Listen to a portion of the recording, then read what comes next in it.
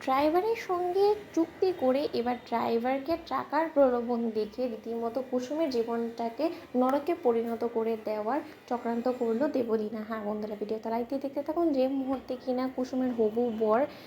সন্ধান মেলে দেবলীনার কাছে, ঠিক সেই মুহূর্তে দেবলীনার সেই কুসুমের হবু বরের সঙ্গে দেখা করে বলতে থাকে যে চাইলে আরও টাকা পাবে তুমি, কিন্তু তার শর্ত যে কোনো মূল্যে তোমাকে কুসুমকে বিয়ে করে কুসুমের জীবনটা নরকে পরিণত করে দিতে হবে। এমন পরিমাণে কুসুমকে বেধড়ক মারধর থেকে শুরু করে ওর উপরে নির্যাতন করতে হবে, যার ফলে কিনা ও কোনোদিনও আর নিজের পায়ে দাঁড়াতে না পারে। অন্যদিকে যখন সেই কথোপকথনটাই আয়ুষ শুনে ফেলে এবং আয়ুষ বলতে থাকে যে সর্বনাশ করেছে এই ছেলেটার ছবি তো শঙ্কর কাকা আমাদের বাড়িতে এনে দেখিয়েছিল মাকে, এবং শঙ্কর কাকা তো এটাই বলছিল যে এই ছেলেটার সঙ্গেই নাকি কুসুমের বিয়ে ফিক্সড হয়েছে এবং খুব শীঘ্রই নাকি ওদের বিয়েও হতে চলেছে। এটা যদি সত্য হয়ে থাকে এবং দেবলীনা যদি এরকম করে টাকার প্রলোভন দেখিয়ে এই ড্রাইভারটাকে হাতের মুঠোয় করে রাখে, তাহলে তো কোনোভাবেই কুসুমকে সুখী হতে দেবে না এবং কুসুমকে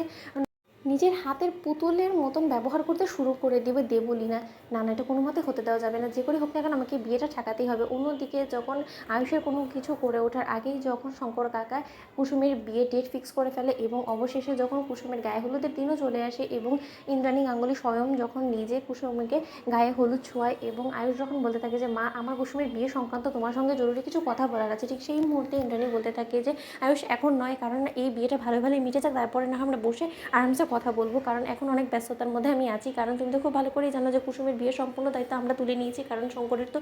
এতটা অর্থে নেই ওর কাছে যে ওইরকম করে বিয়ের একটা আয়োজন করবে, তার জন্য ওকে যতটা পারি আমরা সাহায্য করছি। অন্যদিকে যখন ঈশানের কাছে গিয়ে আয়ুষ এই সম্পূর্ণ কথাটা বলে, ঠিক সেই মুহূর্তে ঈশান বলতে থাকে যে ভাইদা তোর কথাটা যদি সত্য হয়ে থাকে তাহলে তো আমি বলবো যে কুসুমের সামনে ঘোর বিপদ এবং এই বিপদের হাত থেকে যে কোনো মূল্যে হোক না কেন কুসুমকে বাঁচাতেই হবে। কারণ ভাইদা তুই তো খুব ভালো করেই জানিস যে কুসুম সবসময় আমাকে সকল বিপদের হাত থেকে রক্ষা করেছে, আমার সকল বিপদে ও আমার ঢাল হয়েছিল, কিন্তু এবার ওর বিপদে যদি আমি কোনোভাবেই আমি ওকে বাঁচাতে না পারি তাহলে আমার আর লজ্জায় মাথা কাটা যাবে। অন্যদিকে কথা বলা মাত্রই যখন অবশেষে সন্ধে ঘনিয়ে আসে এবং সন্ধে ঘনিয়ে আসা মাত্রই যখন দেবলীনা বলতে থাকি যে ব্যাস আর কিছুক্ষণের অপেক্ষা মাত্র, তারপরেই একটা ধামাকা হতে চলেছে। একবার শুধু এই ড্রাইভারের পরানো ও সিঁদুর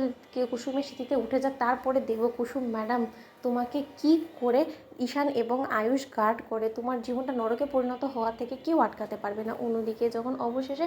কুসুমের কাছে গিয়ে আয়ুষ বলতে থাকে যে কুসুম কোনোভাবেই বিয়েটা তুমি করো না, কারণ এই বিয়েটা করলে তুমি রীতিমতো মরে যাবে, ঠিক সেই সময় কুসুম বলতে থাকে যে না আয়ুষবাবু ঈশানবাবু এখন আর এই কথাটা কোনো মতেই খাটে না, কারণ আমার বিয়ের পিড়িতে বসার সময় হয়ে গেছে এবং তার থেকেও বড় কথা এখন যদি আমি বিয়েটা ভেঙে দিই তাহলে বাবা অনেক কষ্ট পাবে, কারণ বাবা লগ্নভ্রষ্টা মেয়ে হওয়ার তকমাটা আমার কপালে লাগতে দেখলে বাবা সেই কষ্টটা কোনোভাবে সহ্য করতে পারবে না এবং অবশেষে বাবার কোনো কিছু হয়ে যাক সেটা আমি কোনোভাবেই চাই না, কারণ আপনি তো খুব ভালো করে জানেন আমি আমার মাকে হারিয়েছি, এখন আর কাউকে হারাতে চাই না। তোমাদের লেখেন সেটা গুরুত্বপূর্ণ।